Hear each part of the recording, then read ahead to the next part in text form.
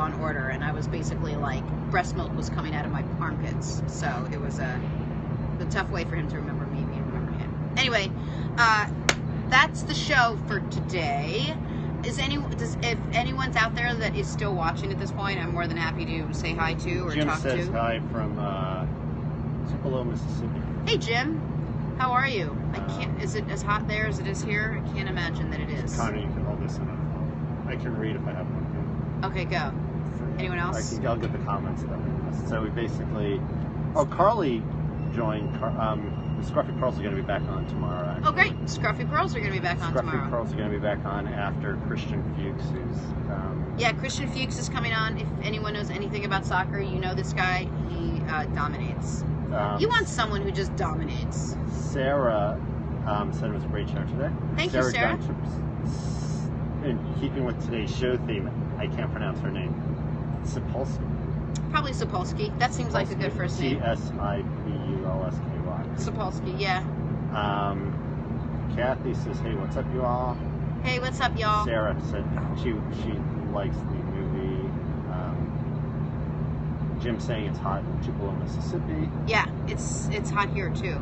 But next week it's gonna get cooler, and next week I'm gonna bitch about how it's too cold. Like that's just what I do. We're gonna have a lot of complaints. I'm sure we'll have a lot of complaints. I'm good at it, guys. Well, at least nobody's gonna complain about the videography. They will. They just don't do it to your face. They wait till later and then they send me a comment or something. Oh no, there's Sarah is giving us the pronunciation of T-Balsky. T-Balsky. T-Balsky. That sounds like the twather that you should Kathy be. is saying it's hot in Nashville too. Oh, I'm sure. I'm sure it's hot in Nashville. Anyway, I'm glad you guys are all here. I look forward to seeing you guys tomorrow. We're going to have a really fun show tomorrow. We're going to have a great band. The Scruffy Pearls are going to be here. They're fantastic. I may throw in some Barry Manilow suggestions. Maybe this time they'll actually play one. And Christian Fuchs will be here. Big time soccer guy. We're going to dip into... This team actually... Won? They won the championship last year. They were the team that actually won a team sport championship that had the longest odds against them to win the championship. Wow. Yeah, so he has some good stories. That's actually amazing. I can't wait to hear about it. So, Tony is hoping that you don't mind his humor during the show. I love your humor, Tony. Tony, I want more, not less. More, not less. He actually wants the opposite. He wants less, not more. He wants less, not more. That was I'm paraphrasing from what I've read him say during the parts of this interview. This show. Lisa has a question about how you stay motivated or motivate your clients. The days that you don't feel motivated, I force myself. So like if the waiter comes over and I want lasagna, I force myself to say, I will have the grilled chicken with vegetables. And then I say, get the hell away from me as fast as possible so I can't change my mind. Other days when I'm strong enough, I don't need to have to dip into that well. Days when I don't feel like working out, put on my sports bra, put on my sneakers. At that point, if you take them off because you don't feel like working out, you're the loser. I don't mean that in an obnoxious way. It's a Seinfeld line. But that's basically it. And then there are other days when I am motivated. Marcy says today was a great show. She watched the whole thing. Marcy Olin? My Marcy? Your Marcy. Marcy, everybody! We're going to have Marcy on the show. Marcy, you're going to come on and we're going to sit and we're going to talk about everything. Fashion, athletics. You guys are going to love her. She's an awesome, awesome, awesome girl. One of the first friends I met in New York. Oh, yeah? Yeah. How did you guys meet? She was my neighbor, and I had a crush on a spin instructor, and she was in that class, and Guy spin? Oh, you were already playing for the other team. I was playing for the other team. And I used Marcy to help me get to the spin instructor. And guess what? Marcy's so girls have these problems also? Girls have these problems also. Shouldn't you just be able to walk into the bathroom together or something? One would think. Shouldn't it be easy? No, but you don't know if everyone's on the same team. You don't know who's doing what with who, and it's like you can't tell who's on the same team. I mean, I can, but it's not foolproof. So what's the worst thing that happens if you just I'll tell you. You want to hear a very personal story? Yes. Way back when, I went up to someone who I was convinced played for the other team, and I put on my pitch, and I laid it on. What is your pitch? All right, I'm just going to tell you. I'm going to tell you the story right now, but I'm only going to tell the story once, and I'm never going to tell it again. And this is the honest to God truth. This is as truthful as it gets. And I'm mortified that I'm going to tell this story. I'm sure no one's watching now except for Marcy. A couple of years ago, maybe 10 years ago, I watched don't be shocked. What time is it? We have a couple years ago, I watched an episode of, this is true, of The Golden Girls. And on this episode, Blanche's friend came to visit. And Blanche's friend... Is Blanche the one from Maude? Okay, this story's never going... No, that's Dorothy. Let me get through the story. I'm sorry about my Golden Girls knowledge. Sorry. Dorothy is B.R. It's not where it should be. Okay. No, you just don't spin the camera. We'll be great. Yep. Anyway, Blanche was the fancy one, and her friend came to visit, and her friend ended up having a crush on Rose, played by Betty White.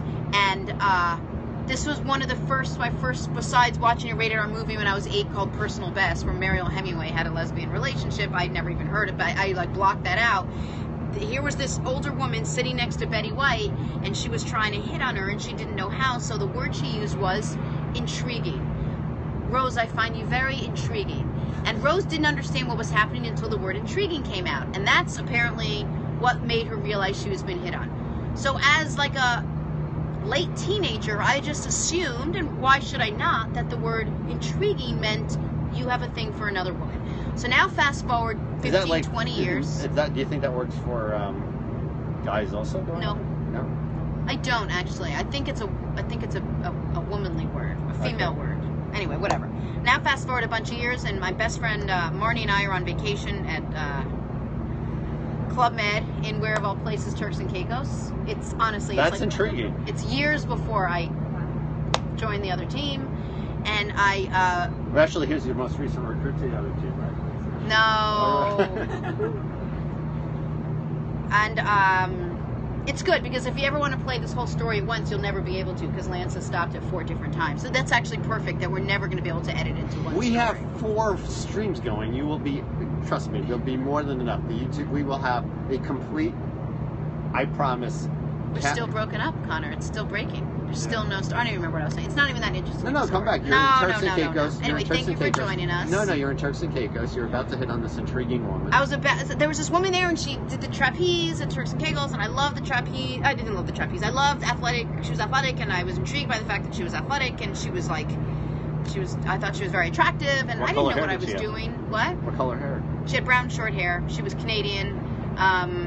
She spoke some French. I spoke some French. Anyway, I was there for a full week. I went and did trapeze every single day just to sort of be around her. I had boyfriends. Like, I was dating a guy. Like, this was so foreign to me. Every day I was like, we have to go to trapeze. Marnie's like, why? She's like, we just did trapeze. I'm like, no, must go to trapeze again. Did the trapeze every single day while we're there. The night before we left, like, my eyes are all itchy. I'm, like, itching them. And I'm like, Marnie, I have to do this. I have to. She's like, listen, if this is it and you want to, like, tell this woman how you feel about her, and I don't even know what that means, and you don't know what it means, do it. I can't believe I'm telling this story. So she said, just do it. Just do it. I said, okay, I'm just going to do it. So we're all at this big bonfire. It's the night before we're leaving. My eyes are itchy for some reason. I don't know what's going on. I walked up to her. Her name was Janine. I said, Janine, can I talk to you for a second? Now, mind you, How'd you know her name? Oh, because I was at trapeze every single day. So the instructor was yelling Janine? Yeah, I mean, she was the instructor. She was the... Oh, she was the instructor. She was the instructor. I'm sorry, I missed that right? part. Meanwhile, like, I was doing things that I had no business doing. Like hanging from my legs and swinging across. One second, we have some color commentary coming in from Marnie. Oh my God. Love that you're telling this story. I know. Okay, so Marnie is saying that you stalked her. I didn't stalk her, I just knew that her... Marnie says that... No, listen. Marnie says that you knew her name because they were name tags. They were name tags, but also we went every single day. Marnie's like, please, can we go to the beach? I'm like, no, not until we do trapeze. Like, must do trapeze. It's like oxygen. Must get trapeze out of the way. How can we enjoy our vacation if we're not doing the trapeze? Finally, and you know what? Since Marnie decided to be a little winesass, let me tell you that Marnie was also hooking up with someone that... Did Marnie play on the other team also? No, Marnie plays on the general population team. Anyway, she was hooking up with a guy down there, and the two of them encouraged me to walk up to her and do it. Whatever it was, they said go do it. So where's your boyfriend at this time? No, I was dating this, sort of half dating this guy back in New York. Oh, he wasn't with you? No, he was in Rochester, New York. Okay. So it was Marnie and this guy she was dating. In Rochester, oh, come on, let me finish the story. I'm not letting Please, let me finish the story, because next time I interrupt, like, if we were dating, this would be a fight. If we were dating, we would have been divorced.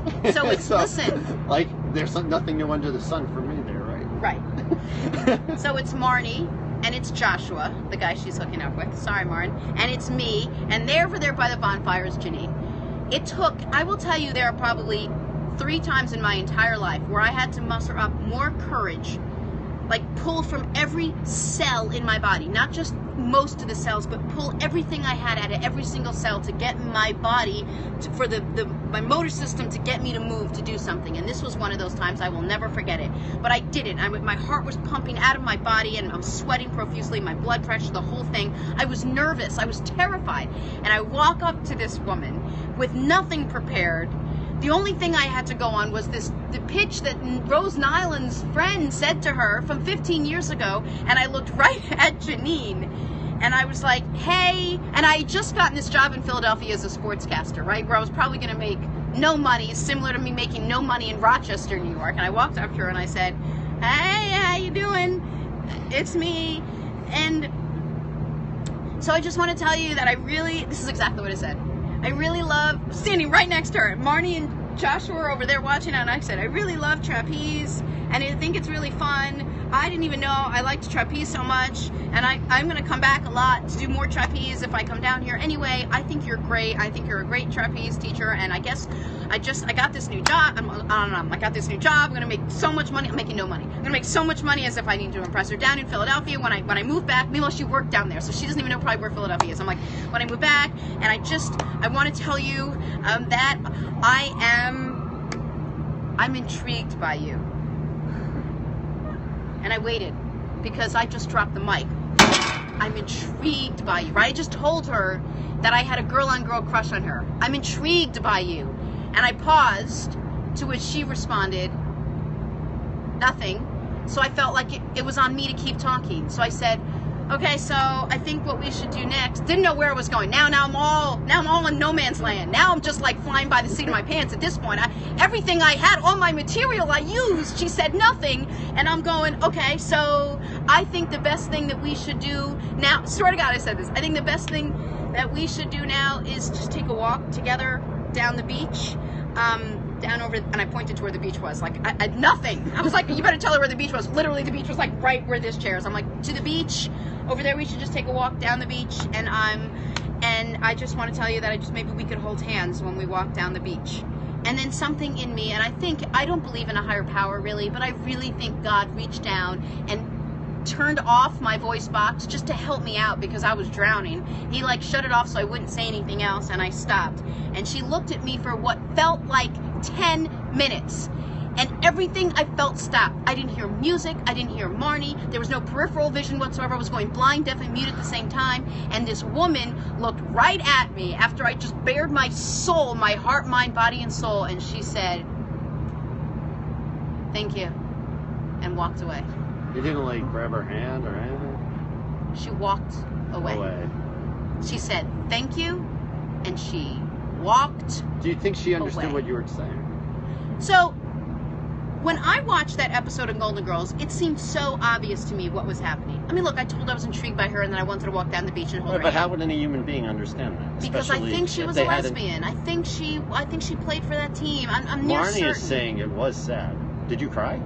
Oh, let me tell you. Why were my eyes itching so much? Because later that night, I got pink eye, conjunctivitis, both eyes. So we have a picture of me leaving the island the next day with dark sunglasses on. Marnie's holding my hand. I'm carrying all my bags. I can't see anything. It's 6 in the morning because, of course, we booked like the 7 a.m. flight, probably because to save money. I'm wearing these dark little glasses. She's holding me. She's crying, saying goodbye to Joshua. I don't know where I'm going. I just got broken up with. I'm carrying all these bags that she put on me. And we got to the airport. I flew back to JFK. And then from there, I had to have someone from airport security, because both my eyes were swollen shut, put me on a plane to go to Rochester, whereby they had to pick me up and take me to the hospital because I couldn't open, my eyes were swollen shut. It was a disaster. Everything about that first thing was a disaster. And what I took away from it was that it wasn't my time. It wasn't my time to come out. And guess what I did? I feel like I'm giving a speech. I went back in the closet for 10 more years. 7 years. So this Gilmore Girls, Golden Girls, put you behind 10 years? Like, yep, 7 years behind. What, is your next book going to be like, should you write a book on lesbianism? No, this is the book. That was the book. This is the book. Well, this is what not to do. What do you, so a few years later, you became a successful. Can we just talk about that for 1 second? Like, think about that. And here's like this what was I, maybe 23-year-old, 22-year-old? Marnie, how old were we? And write in how old we were. And I was not just taking a step outside my comfort zone. I mean, I blindfolded myself and dove headfirst over the side of a building. To tell somebody they were intrigued. She probably thought as an instructor. If another human being walks up to you and says, it was I find you 1996, Marnie, 22, thank you. Okay, 22 years old was 1996. Trust me, she knew I was hitting on her. She knew it. Like, who says that to another human? Hey, I find you intriguing. Can we walk down the beach and hold hands? Like, what?